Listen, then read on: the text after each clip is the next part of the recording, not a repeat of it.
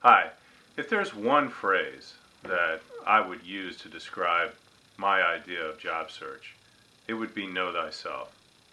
And the reason the phrase know thyself is important is because if you really want to be successful and happy in your next position coming out of job search, then the better you're able to know yourself, the better you're able to figure out what kind of job do I want, where do I want to work, what people do I want to work with, which will lead to a much happier existence than just taking any old job.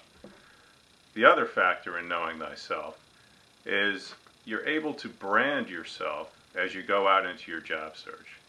And by that I mean you can really pinpoint what it is you do the best and also what it is you have to offer potential employees, and putting that into a package that you can easily and quickly and succinctly tell your networking people as well as any potential job opportunity, hiring manager, or any other interview situation.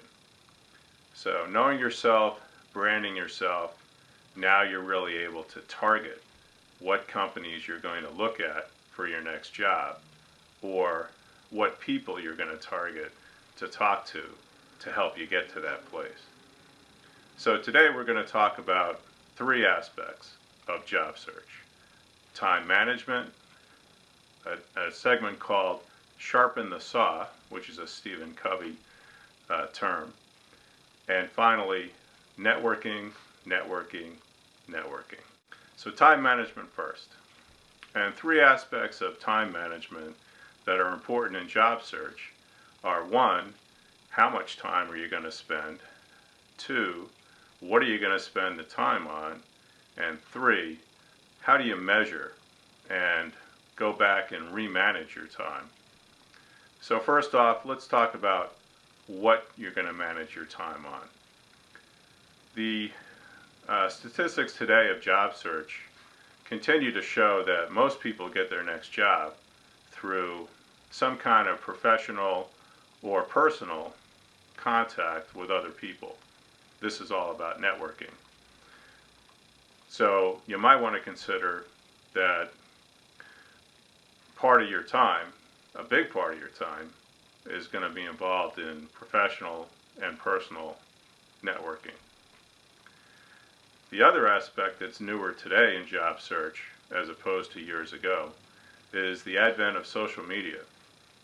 And a lot of current reports are showing that upwards of 15 to 20% of jobs are now being found through social media outlets, especially those like LinkedIn, Facebook, and I can't think of the other one, but there's lots of social network areas out there. So talking about that would talk about what you're going to spend your time on. And another decision you need to make is how much time are you going to spend. Some people look at job search as another job, which it is. So they want to put at least 40 hours a week in. And you need to make that decision as well to have a successful job search. And if you're going to spend 40 hours a week or 20 hours a week or whatever the amount of time that you decide to spend, then the best way to manage that time is to make sure that you have a planner where you put down on a daily, weekly, monthly basis exactly what you're planning to do and how much time you're planning to spend doing that. So whether it's making networking visits of coffee chats, or going to job search meetings in your local area, or going to industry events, or part of your job search might be spending time online looking at the career sections of your targeting companies. That's all time well spent for your job search. So once you've decided what you're going to spend time on, how much time you're going to spend, make sure that at least on a weekly basis you're going to go back and see how your results are doing. So maybe it's on every Monday, or pick a time, but go back, see what your results are, make sure they're in sync with your goals, and if not, adjust your schedule. Now, second, we're going to talk about sharpening the saw, which is really all about taking advantage of the time you now have while you're in transition to perhaps add a skill that you've been looking to add for some time but haven't had the time, or as part of your branding exercise, you've realized that there's a skill that you really need to move forward into a new area. So there's three main areas that you can gain this expertise.